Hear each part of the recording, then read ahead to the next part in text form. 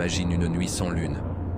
Une nuit où le silence de la Mecque est trompeur, où derrière chaque ombre, une épée attend. Où des dizaines de guerriers, choisis parmi les clans les plus féroces de la ville, convergent en silence vers une seule maison. Ils ont un seul objectif, un seul nom en tête, un seul ordre, tuer. Et l'homme qu'ils veulent éliminer ce soir-là est le même homme dont les paroles résonnent encore aujourd'hui dans le cœur de plus d'1,5 milliard d'êtres humains sur cette terre. Mais voici ce qu'ils ne savaient pas encore, ce qu'ils ne pouvaient pas comprendre. Allah avait un plan, et leur plan à eux n'était rien face à lui. Bienvenue sur Récit d'Allah. Je suis ton narrateur, et aujourd'hui, nous allons plonger ensemble dans l'un des chapitres les plus bouleversants, les plus spirituellement chargés de toute l'histoire de l'islam. Une histoire où une toile d'araignée va défier des armées, où les larmes d'un père vont couler en silence pour ne pas réveiller le prophète, où un homme à cheval, parti pour tuer, rentrera en protecteur. C'est l'histoire de l'Hégire. C'est l'histoire de la foi qui déplace les montagnes. Reste jusqu'à la fin, parce que ce que tu vas entendre aujourd'hui va changer ta façon de voir la confiance en Allah pour toujours. Partie 1. Le complot qui allait changer le monde. Nous sommes dans la 13e année de la prophétie. 13 années durant lesquelles Muhammad avait prêché à la Mecque avec patience, amour et persévérance. 13 ans d'insultes, de moqueries, de tortures infligées à ses compagnons, de résistance acharnée des puissants de Quraïch. Et maintenant, la situation avait atteint un point de non-retour.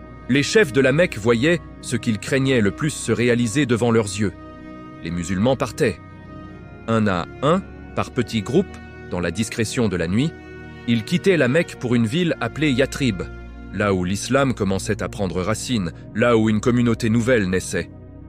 Et cette ville-là, elle n'était pas une destination ordinaire, car 2 ans plus tôt, le messager d'Allah avait dit à ses compagnons, avec cette lumière dans les yeux, que ceux qui l'aimaient reconnaissaient immédiatement.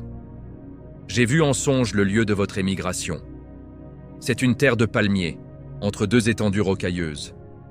Les compagnons surent alors que la permission d'Allah allait venir. Ils commencèrent à se préparer. Et peu à peu, le mouvement de l'Hégire débuta. Partie 2. Ces hommes qui tout abandonnèrent. Parle-moi de sacrifice, et je te parlerai des Muhajiroun. Ces hommes et ces femmes qui avaient tout. Des maisons construites de leurs mains, des jardins qu'ils avaient arrosés, des voisins qu'ils connaissaient depuis leur enfance, des souvenirs gravés dans chaque ruelle de la Mecque, et ils laissèrent tout cela derrière eux. Amir ibn Rabia et son épouse Layla furent parmi les premiers à partir. Ce n'était même pas leur première fois. Ils avaient déjà tout quitté une fois, pour l'Abyssinie. Et maintenant, pour la 2e fois, ils se levaient, prenaient le minimum vital et tournaient le dos à tout ce qu'ils avaient connu, pour préserver leur foi, pour plaire à Allah, pour être là où son prophète leur avait demandé d'être. Les autres compagnons partaient par petits groupes, en évitant d'attirer l'attention, parce que lorsque les Mécois s'en rendèrent compte, ils les rattrapaient. Et quand ils les rattrapaient, c'était la torture, les chaînes, le retour forcé. Chaque départ était une course contre la mort, mais aucune de ces épreuves ne les arrêta, parce que ces gens-là ne vivaient pas pour ce monde. Ils ne s'accrochaient pas aux murs de leur maison en pleurant. Ils ne marchandaient pas leur foi contre un confort passager. Ils avaient compris quelque chose que beaucoup d'entre nous oublient dans nos vies quotidiennes. Quand Allah et son messager appellent, on répond, peu importe le prix. Partie 3. Omar, l'homme qui défia une ville entière. Mais dans ce flot de départ silencieux et discret, il y eut un homme qui choisit une autre voie.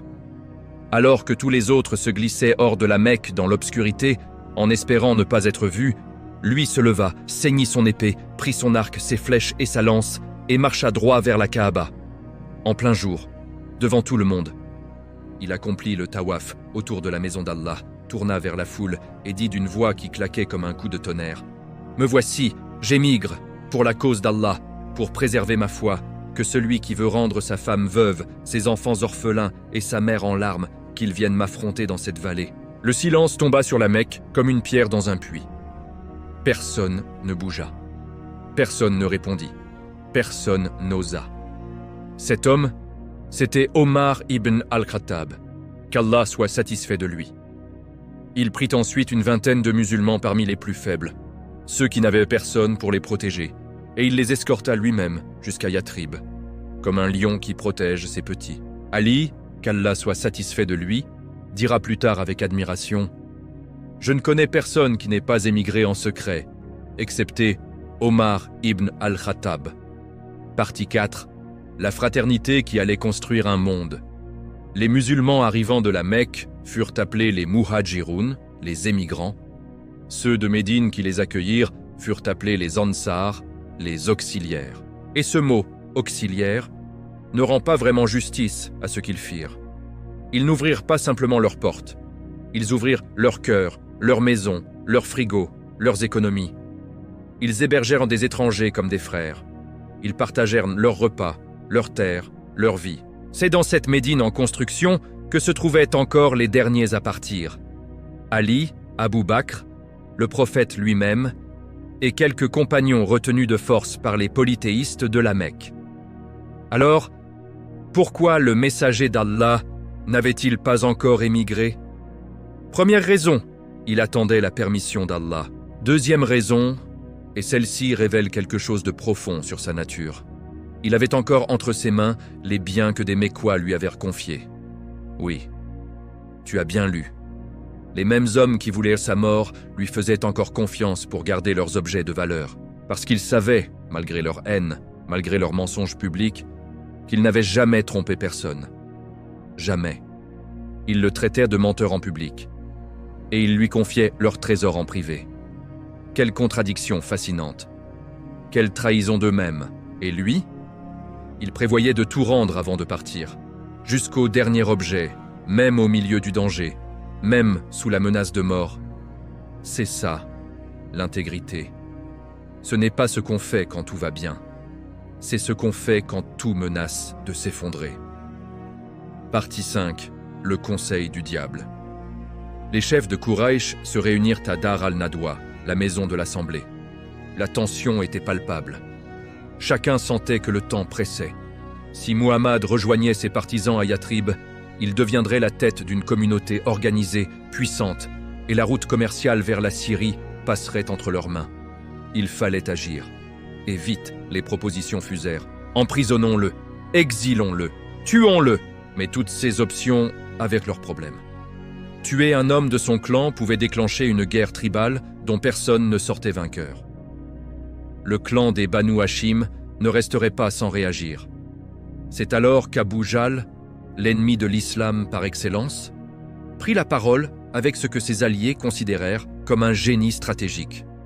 Choisissons un jeune homme fort de chaque tribu. Donnons à chacun une épée tranchante. Ils frapperont tous ensemble, simultanément.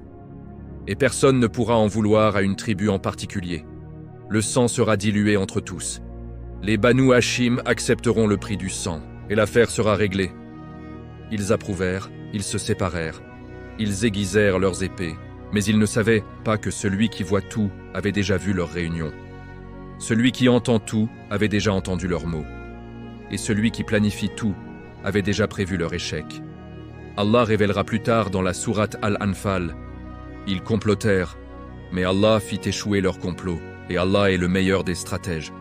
Frères, sœurs, si cette histoire te touche en ce moment, si tu ressens quelque chose dans ta poitrine en écoutant ces récits, rejoins la famille de Récits d'Allah. Abonne-toi maintenant, active la cloche, et ne rate plus jamais un épisode. Ces histoires ont le pouvoir de changer un cœur. Et peut-être que ce cœur, c'est le tien ce soir. Abonne-toi et clique sur la cloche. Chaque épisode est un voyage. Partie 6. La nuit où Allah tint son messager caché. L'ange Jibril, la paix sur lui, descendit avec la révélation divine. Il est temps. Émigre. Le messager d'Allah n'attendait que ce signal. Et dès qu'il l'eut, il se mit en mouvement avec une précision, une sérénité et une intelligence qui laissent encore aujourd'hui les historiens sans voix. En pleine chaleur de midi, une heure à laquelle personne ne sort, il se rendit chez Abu Bakr. Abu Bakr le vit arriver et quelque chose se serra dans sa poitrine. Le prophète ne venait jamais à cette heure-là. Il n'avait pas besoin de demander. Il savait que quelque chose d'immense se préparait. Il l'accueillit à l'intérieur et dit « Que ma mère et mon père soient sacrifiés pour toi, ô messager d'Allah. Quelle nouvelle apportes-tu » Et le prophète sourit. « Allah m'a accordé la permission d'émigrer. » Abu Bakr avait attendu ce moment depuis si longtemps qu'il avait honte de l'espérer. Il avait demandé à plusieurs reprises la permission de partir, et à chaque fois, le prophète lui répondait de manière voilée « Ne te précipite pas, peut-être qu'Allah t'accordera un compagnon vertueux pour ce voyage. » Abu Bakr n'avait pas osé déchiffrer ces mots, mais il les portait dans son cœur comme une flamme. Et maintenant, il trouva le courage de poser la question qui brûlait. « Serais-je honoré de ta compagnie durant ce voyage, ô messager d'Allah ?» Oui. Un seul mot. Et Abu Bakr fondit en larmes.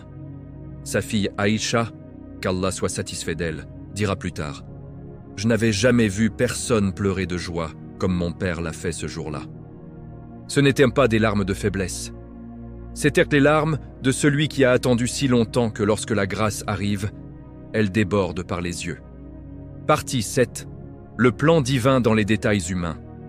Avant de quitter la Mecque, le messager d'Allah avait tout prévu. Et cette planification elle-même nous enseigne une leçon que nous n'oublierons jamais. La tawakkul, la confiance totale en Allah, ne signifie pas croiser les bras. Elle signifie faire tout ce qui est en ton pouvoir, puis laisser Allah s'occuper du reste. Voici le plan. Premièrement, il confierait 2 chamelles à un guide fiable, Abdullah ibn Uraykit, en attendant le moment du départ. Deuxièmement, il se dirigerait non pas vers Médine, mais dans la direction opposée, vers le mont Taour, au sud de la Mecque. Un mont escarpé, rocailleux, d'environ 750 mètres de hauteur. Troisièmement, ils y resteraient 3 jours dans la grotte, le temps que la tempête se calme. Quatrièmement, la fille d'Abu Bakr, notre mère Asma, qu'Allah soit satisfait d'elle, leur apporterait de la nourriture chaque jour. Elle était enceinte de 7 mois. Mais elle gravissait et descendait cette montagne escarpée sans une plainte, uniquement pour servir la cause d'Allah. Cinquièmement, le fils d'Abu Bakr, Abdullah, n'avait que 10 ans. Il se fondrait dans la foule du marché, écouterait les conversations des Mécois et rapporterait les nouvelles. Sixièmement, un compagnon nommé Amir ibn Fouaïra ferait passer ses troupeaux sur leurs traces pour les effacer. Chaque détail était pensé, chaque risque anticipé. Et puis, il y avait la question des chamelles. Abu Bakr en avait 2, prêtes depuis longtemps pour ce voyage. Il les offrit au prophète. Mais le messager d'Allah dit « Je ne peux la prendre qu'en payant son prix, même en fuite, même sous la menace de mort. » Il refusa d'accepter quoi que ce soit sans donner en échange. Ce fut ainsi que la chamelle Kaswa, la chamelle légendaire du prophète, entra dans sa vie. Partie 8. Ali dans le lit du prophète. Avant de partir, le messager d'Allah avait encore quelque chose à régler, les dépôts. Il alla trouver Ali ibn Abi Talib, qu'Allah soit satisfait de lui. « Dors dans mon lit cette nuit, couvre-toi de mon manteau vert, et n'aie pas peur, aucun mal ne t'arrivera. » Comprends ce que cela signifiait. Dormir dans ce lit cette nuit-là, c'était être la cible d'une 50aine de guerriers armés qui allaient faire irruption à l'aube.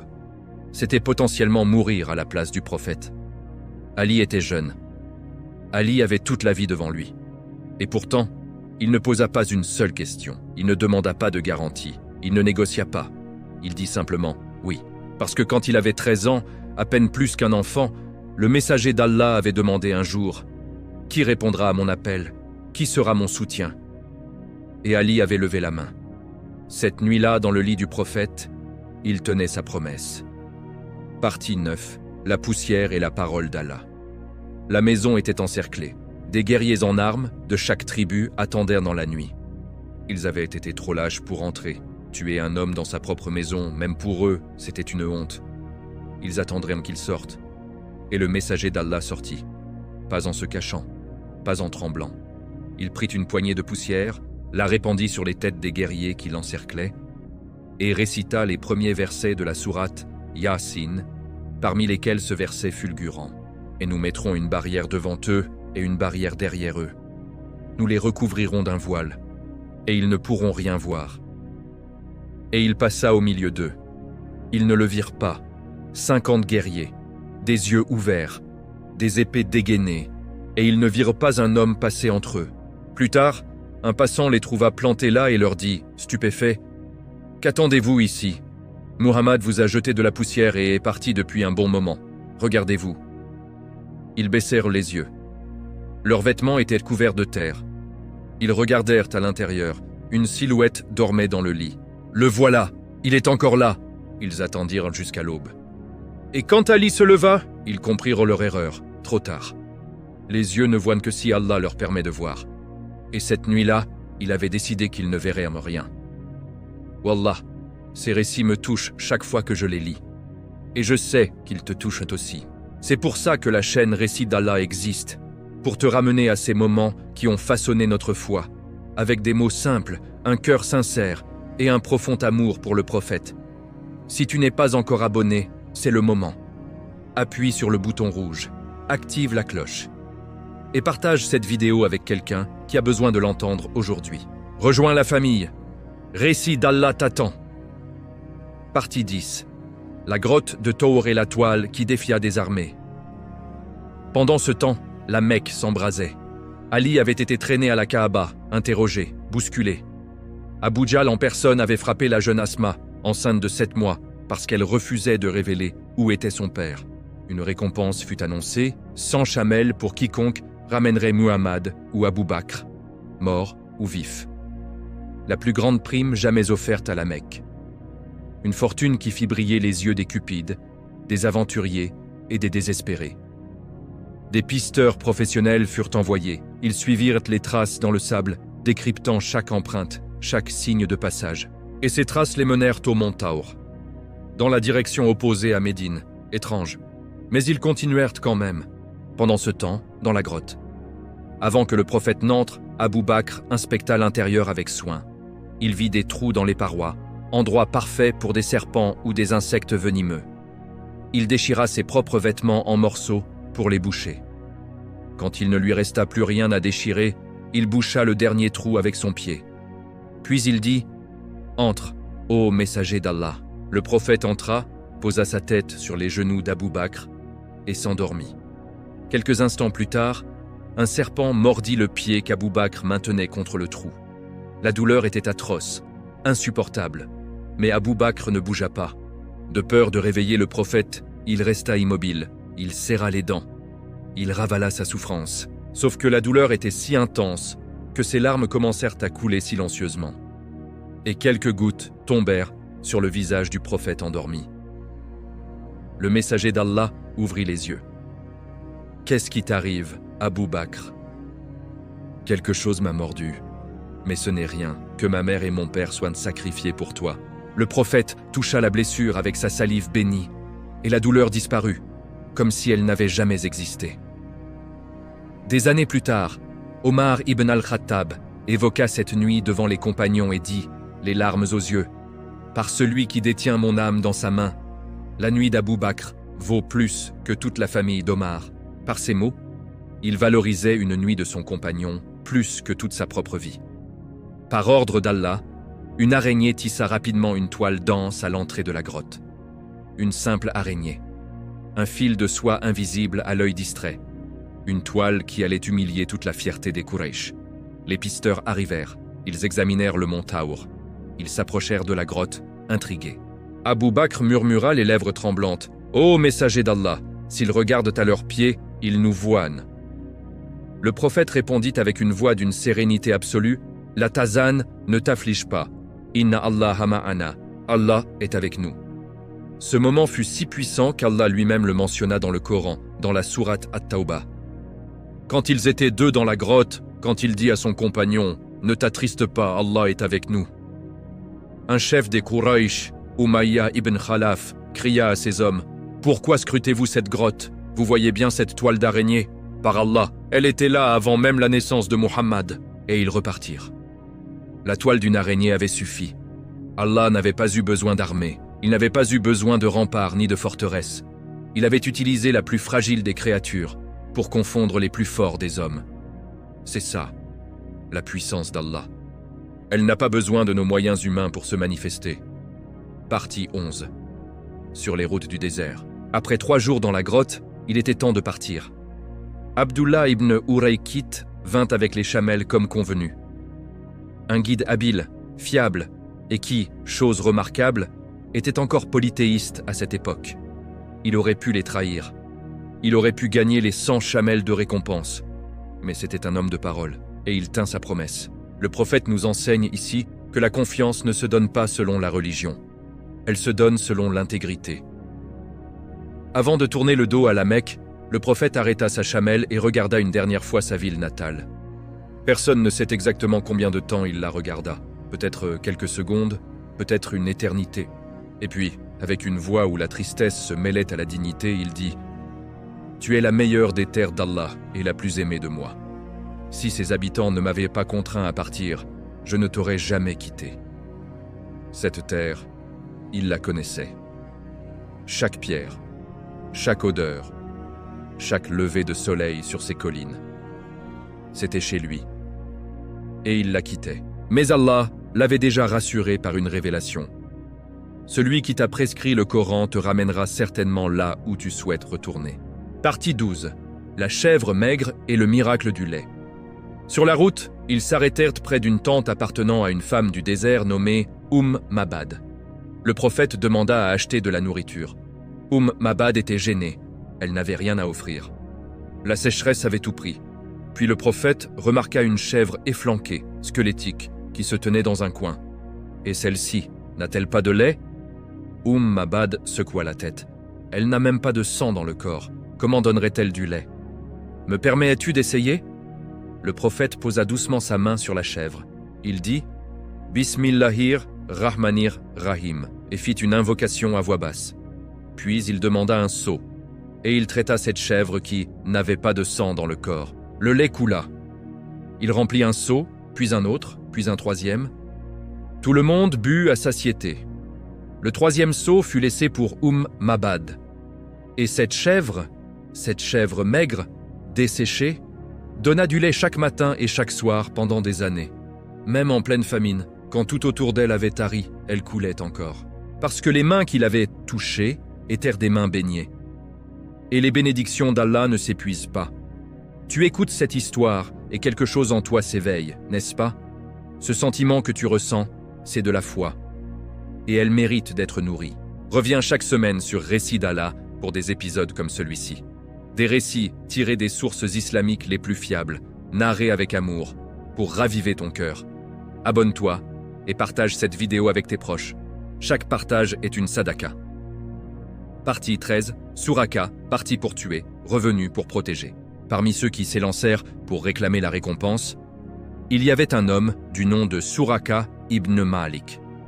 Suraka était un pisteur d'élite, un chasseur d'hommes.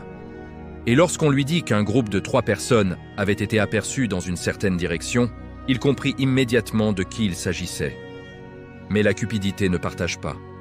Il voulait la récompense pour lui seul. Alors il dit négligemment « Ah non, ces gens-là, je les connais. Ce ne sont pas eux. Cherchez ailleurs. » Puis il monta à cheval dès que personne ne regardait, et il fila. Il était rapide, expérimenté. Il rattrapa bientôt le groupe. Il s'approcha. Il était presque sur eux, et soudain, son cheval trébucha. Il fut projeté à terre. Il se releva, il remonta, il se remit à galoper. Soudain, son cheval trébucha de nouveau. Il tomba une deuxième fois, il se releva encore, il remonta encore. Et pour la 3e fois, les 2 pattes avant de son cheval s'enfoncèrent dans le sable, profondément, comme si une main invisible les retenait. Suraka essaya de le dégager, impossible. Et là, dans le silence du désert, Suraka ibn Malik, chasseur de primes, comprit. Ce n'était pas un hasard, ce n'était pas de la malchance, ils étaient protégés. Il cria « Ô Muhammad, prie pour que je sois libéré, je te jure, je ne te ferai aucun mal et je ne dirai rien à personne. » Le prophète invoqua Allah pour lui, et Suraka fut libéré. Il approcha alors à pas lents, humilié mais transformé. Il parla longuement avec le prophète, et à la fin de cette conversation, le messager d'Allah lui dit quelque chose d'absolument stupéfiant. « Suraka, comme tu seras heureux quand tu porteras les bracelets de Kisra. » Les bracelets de Kisra, l'empereur de Perse, l'homme le plus puissant du monde connu à cette époque. Suraka regarda ce fugitif dans le désert, sans armée, sans trésor, sans forteresse, et ne comprit pas. Mais des années plus tard, après la grande victoire de Qadisiyah, les trésors de l'Empire perse furent apportés à Médine. Et le calife Omar ibn al-Khattab convoqua Suraka, le vieillard, et lui passa les bracelets d'or de l'empereur de Perse au poignet. La prophétie s'était accomplie, parce que les paroles du prophète, dans le désert ou dans les palais, sont toujours vraies. Tu vois comment chaque détail de cette histoire est une preuve de la vérité de l'islam? C'est ça que nous faisons ici sur Récits d'Allah. Nous prenons les récits de la Sira et nous les rendons vivants, parlants, touchants. Si tu regardes cette vidéo jusqu'ici, c'est qu'Allah t'a guidé vers ce contenu pour une raison. Ne laisse pas passer cette occasion. Abonne-toi, reste avec nous et reçois chaque semaine un récit qui nourrira ton âme. Un clic et tu fais partie de la famille. Partie 14. La promesse d'Allah. Nul ne peut atteindre son messager. Arrêtons-nous un instant. Pense à tout ce que nous venons de raconter. Une cinquantaine de guerriers armés encerclèrent sa maison, et il passa au milieu d'eux sans qu'ils le voient. Les meilleurs pisteurs de la Mecque suivirent sa trace jusqu'à la grotte, et une toile d'araignée les fit rebrousser chemin. Un chasseur de primes à cheval, le meilleur de sa génération, fut arrêté 3 fois de suite par une force invisible. Une récompense de 100 chamelles fut offerte pour sa tête, et personne ne réussit à le toucher. Ce n'était pas de la chance, ce n'était pas du hasard. C'était la promesse d'Allah gravée dans le Coran. Ô messager, transmets ce qui t'a été révélé, et Allah te protégera des gens. Allah avait promis de protéger son prophète, et il tint sa promesse. Pendant toute sa vie, 23 années de prophétie, il y eut d'innombrables tentatives pour l'éliminer. Pendant sa prière, on tenta de lui écraser la tête avec une pierre. On essaya de l'étrangler par derrière. Pendant qu'il dormait sous un arbre, des épées furent dégainées. On lui servit de la nourriture empoisonnée. On tenta de faire tomber un rocher sur lui d'en haut d'un mur. Et Omar ibn al-Khattab lui-même, avant d'embrasser l'islam, était parti un jour dans l'intention de le tuer. Mais il survécut à tout, il traversa tout, il accomplit tout. Et au terme de 23 ans de mission accomplie, il décéda paisiblement, dans son lit. Est-ce que ce n'est pas le signe le plus évident que cet homme était protégé par une force qui dépasse tout ce que l'humanité peut imaginer? Partie 15. L'arrivée à Médine, la lune qui se lève. Le prophète et Abu Bakr marchèrent et pendant près de 10 jours. Avant d'entrer dans Médine, le messager d'Allah s'arrêta à Quba, un village à environ 1 heure de marche. Là, il posa les fondations de la toute première mosquée de l'islam, la mosquée de Quba. Et là aussi, il retrouva Ali, qu'Allah soit satisfait de lui. Ali avait marché depuis la Mecque pendant 1 semaine, seul. La plante de ses pieds était crevassée, tailladée, en sang. Quand le prophète vit l'état de ses pieds, il posa ses mains bénies dessus. Et Ali fut guéri, instantanément, comme s'il n'avait jamais souffert. Puis vint le vendredi. À Médine, la nouvelle s'était répandue depuis plusieurs jours. Les musulmans se levaient chaque matin à l'heure du Fajr et scrutaient l'horizon. Femmes, enfants, hommes, tous les yeux cherchaient la même silhouette dans la poussière du désert. Ils attendaient 1 jour, 2 jours, 3 jours.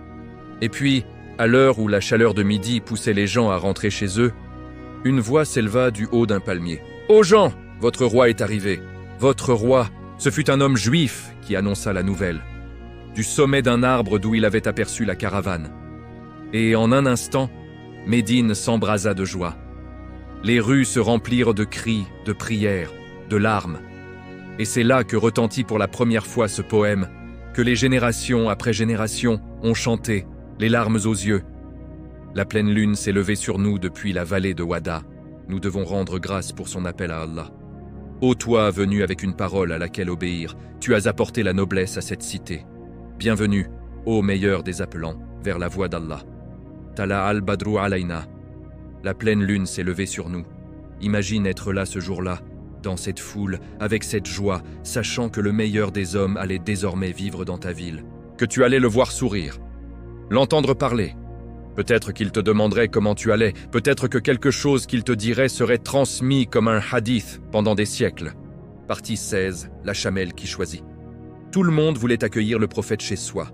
Chaque compagnon tendait la main pour tenir les rênes de sa chamelle. Ici, ô messager d'Allah, ma maison est grande. Non, viens chez moi, ma maison est la plus proche. Mais le messager d'Allah souriait et disait « Laissez la chamelle, il lui a été ordonné où s'arrêter. Et la chamelle Kaswa marchait. Elle tournait la tête à gauche, à droite, cherchant, jusqu'à ce qu'elle s'agenouille. Sur un terrain vide, appartenant à 2 jeunes orphelins. C'est ici que nous resterons. Les 2 orphelins accoururent. Ô messager d'Allah, prends cette terre. Nous ne voulons pas de prix. Notre récompense est auprès d'Allah. Le prophète fut touché. Mais il ne prit jamais le bien d'un orphelin sans compensation. Jamais. Abou Bakr acheta le terrain à son juste prix, 10 mitkals d'or. Et sur ce terrain fut bâtie la mosquée que des millions de musulmans du monde entier connaissent et aiment de tout leur cœur. Masjid an-Nabawi. Chaque prière qui y est accomplie depuis plus de 14 siècles, chaque larme versée dans la demeure du prophète, chaque verset récité dans cette enceinte bénie, une part de cette récompense est inscrite dans le registre d'Abou Bakr. Voilà la grandeur d'un don fait pour Allah. Partie 17. Construire une civilisation. Le messager d'Allah s'installa chez Abu Ayyub al-Ansari pendant 7 mois, le temps que la mosquée soit construite. Et pendant cette construction, il ne supervisa pas de loin. Il travailla de ses mains. Il portait des briques. Il creusait avec les compagnons. Un compagnon lui dit « Ô messager d'Allah, donne-les-moi, laisse-moi porter à ta place. » Il répondit « Va en chercher une autre à porter. Tu n'as pas plus besoin de la récompense d'Allah que moi. » Puis il œuvra à construire Médine comme jamais aucune cité n'avait été construite. Il affrontait 3 ennemis, l'ignorance, la pauvreté et la discorde. Contre l'ignorance, il institua Soufa, une école attenante à la mosquée, où une 60aine de compagnons vivaient, apprenaient, méditèrent le Coran et transmettaient ensuite ce savoir au peuple.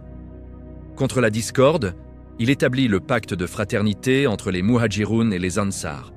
Chaque émigrant reçut un frère parmi les habitants de Médine. Pas un frère symbolique. Un frère réel qui partageait sa maison, sa nourriture, sa vie. Quand Ali vit que tout le monde avait été associé sauf lui, il vint trouver le prophète, la tête baissée.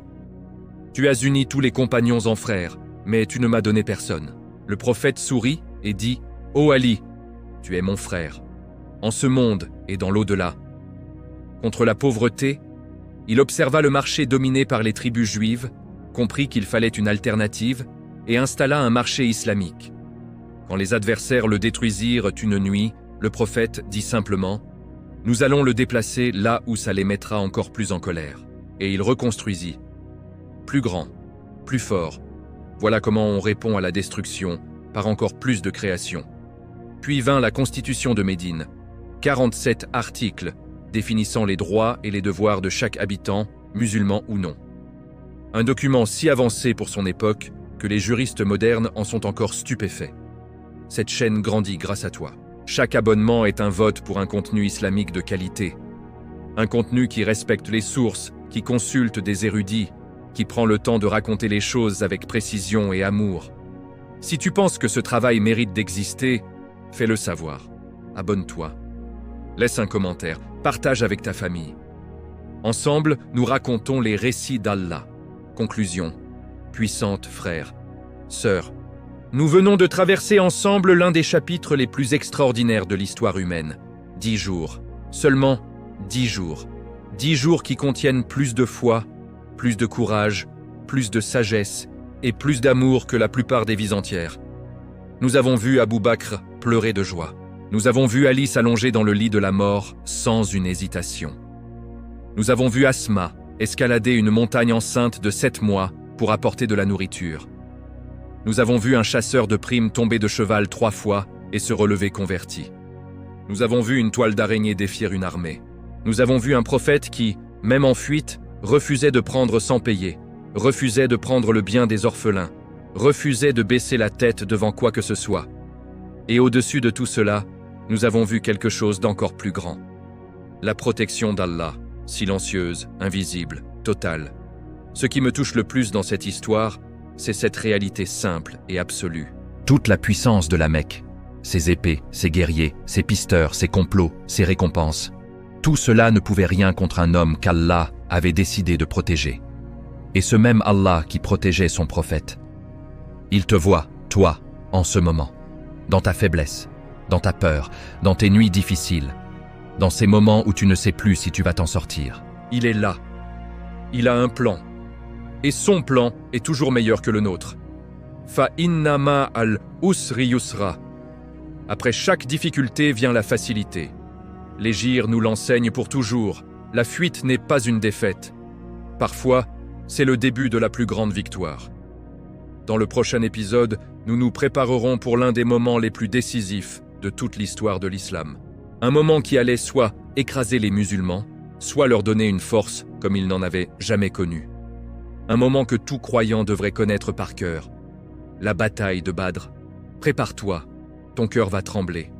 Qu'Allah vous récompense pour votre écoute, qu'il récompense ceux qui partagent ces récits, et qu'il nous réunisse, en ce monde et dans l'au-delà, autour de l'amour de son prophète Muhammad. Assalamu alaikum wa rahmatullahi wa barakatuh.